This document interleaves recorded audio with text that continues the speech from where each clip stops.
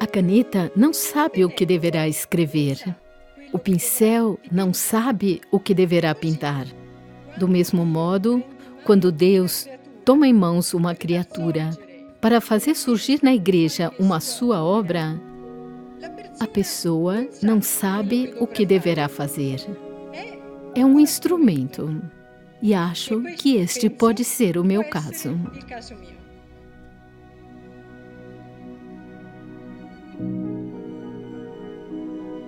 Chiara Lubich, uma jovem de 23 anos de Trento, cidade no norte da Itália.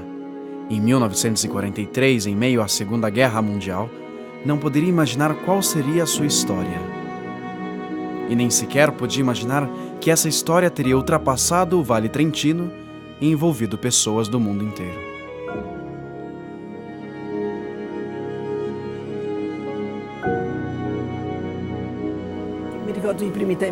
Lembro que nos primeiros tempos do movimento nos encontrávamos num porão. Não eram os costumeiros abrigos. À luz de vela, lemos uma página do Evangelho. Era o Testamento de Jesus, onde ele fala da unidade e pede ao Pai: Pai, que todos sejam uma coisa só. Significava, eu quero realizar sobre a terra e te peço a graça para isso, o teu projeto para a humanidade, fazer de toda a humanidade uma única família e fazer de todos irmãos. Senti dentro de mim que talvez fosse a carta magna do nosso movimento que estava nascendo. Fomos à missa, nos colocamos ao redor do altar e pedimos a Jesus: se é o teu desejo, faz de nós instrumentos desta unidade. Mas depende de ti, não sabíamos por onde começar. A todos os que se acrescentaram àquele primeiro grupo de Trento, Chiara Lubich nada mais propõe que ter como única norma de vida o Evangelho. Lembro que tinha visitado um jesuíta aqui na Universidade Gregoriana e ele me disse: mas você fala de unidade, portanto o seu movimento é ecumênico? Não, eu disse.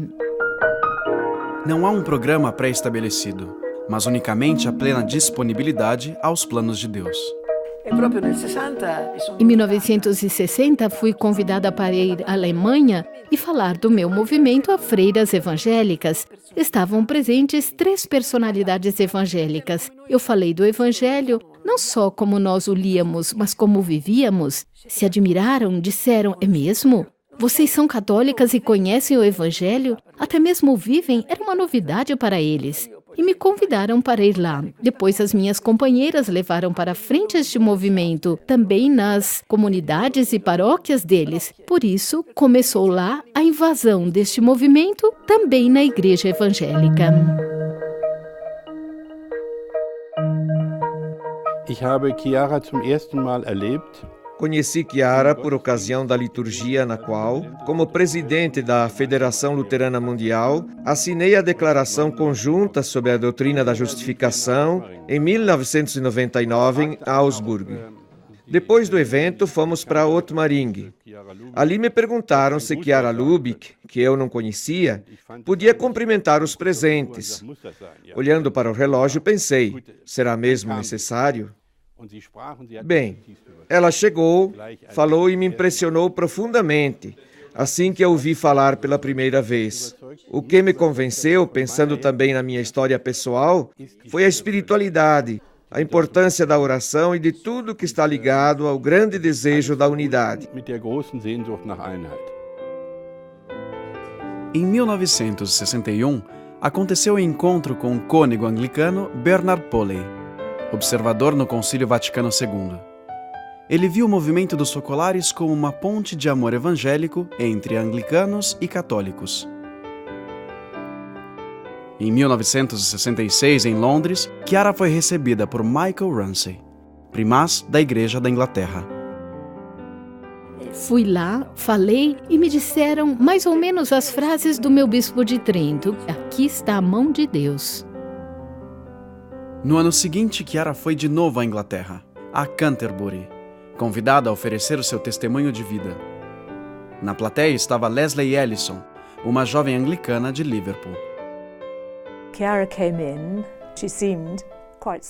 Chiara chegou. Parecia de pequena estatura. Subiu no palco e começou a falar em italiano.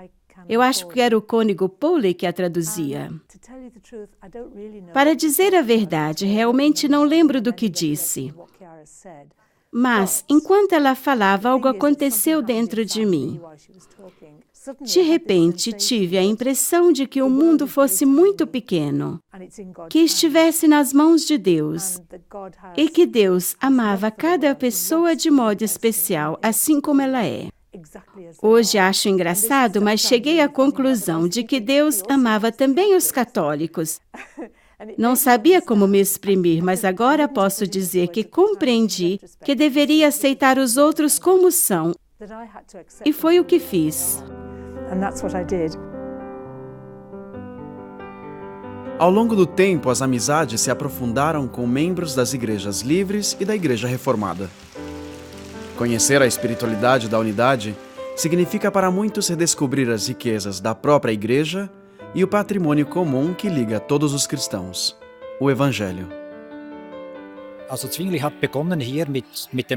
Zwingli começou aqui a evidenciar, a focalizar a palavra.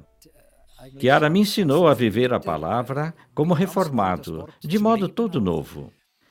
É na palavra que encontro o vínculo entre os dois. Depois Zwingli, com a reforma e com os seus sucessores, e com tudo aquilo que aconteceu depois, como a ruptura, a divisão, e Chiara traz a unidade, a paixão pela unidade. Não só como poderia ser a unidade, mas como podemos vivê-la desde já.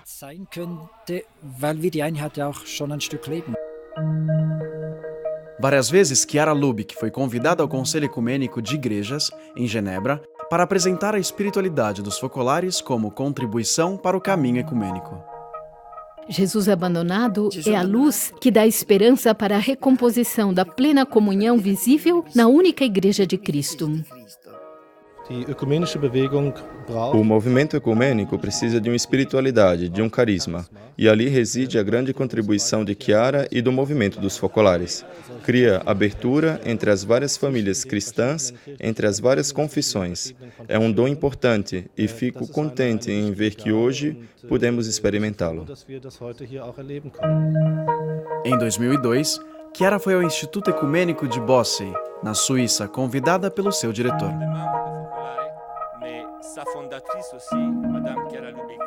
I took the initiative to invite Chiara to Bossey. Convidei Chiara a Bossey porque nesses tempos os alunos não se contentam com slogans, mas procuram um ecumenismo da vida. E Chiara Lubich tem essa experiência de espiritualidade da unidade. Não era uma teóloga de profissão, mas uma teóloga da vida. A sua teologia era uma espiritualidade encarnada no cotidiano. E a sua visão continua, embora Chiara não esteja entre nós.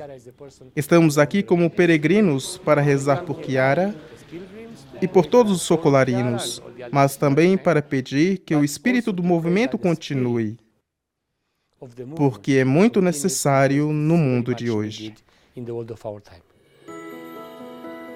Também membros das igrejas orientais ortodoxas partilham desse anseio pela unidade. 1967. Chiara tem uma audiência com o patriarca ecumênico de Constantinopla, Atenágoras I. Terão outros 25 encontros. Nasceu uma sintonia profunda que continuou com os seus sucessores. A visita em 2015 do patriarca Bartolomeu a Lupiano, cidadezinha de testemunho do movimento dos Focolares, é sinal da sincera amizade espiritual que liga o patriarca ecumênico e os Focolares. Nessa ocasião, o Instituto Universitário Sofia lhe conferiu o doutorado honoris causa em Cultura da Unidade. O ecumenismo precisa novamente ter asas, ter fôlego, e o carisma da unidade é feito exatamente para isso. E então tivemos a ideia de instituir em Sofia uma cátedra, onde católicos e ortodoxos juntos possam estudar, o que significa essa grande herança, e voltar a lançá-la no contexto ecumênico de hoje.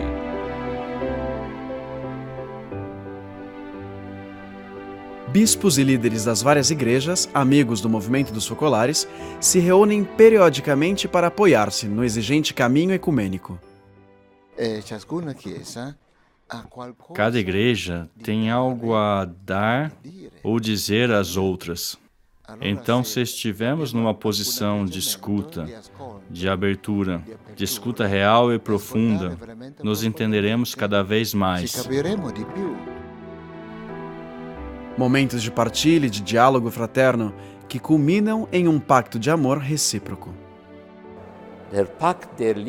O pacto do amor, o pacto da unidade que fazemos aqui, significa para mim aceitar-nos um ao outro.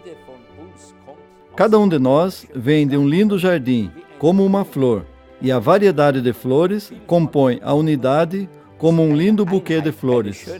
Blumenstrauß.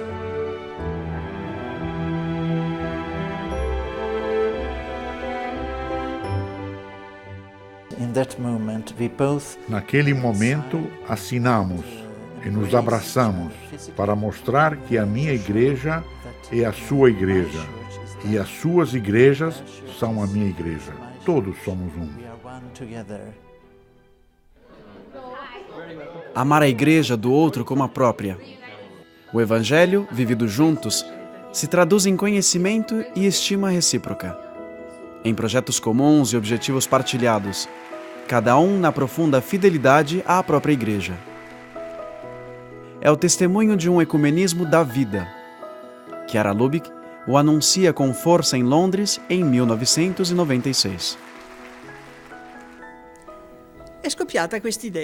Brotou esta ideia. Realmente Deus nos deu um novo ecumenismo. Nós percebemos, sobretudo vindo aqui, que o nosso diálogo é o diálogo da vida, é o diálogo de um povo católico, anglicano, luterano, reformado, de um povo que já está todo unido e que é o povo cristão do século XXI. O fato é que Cristo nos uniu e fez de nós um só povo. Este é o nosso ecumenismo. Existirão dificuldades? Nós temos a vida, nós nos amamos, nos queremos bem. Nenhuma dificuldade teológica pode deter o amor. Nós nos incentivamos, nos compreendemos, nos ajudamos. Vamos em frente. Um diálogo da vida que não exclui outras formas de diálogo. Aquele teológico, da oração, da caridade, aliás, os potencializa e os sustém. Um diálogo da vida que, não negando as dificuldades, é sinal de esperança no mundo atual.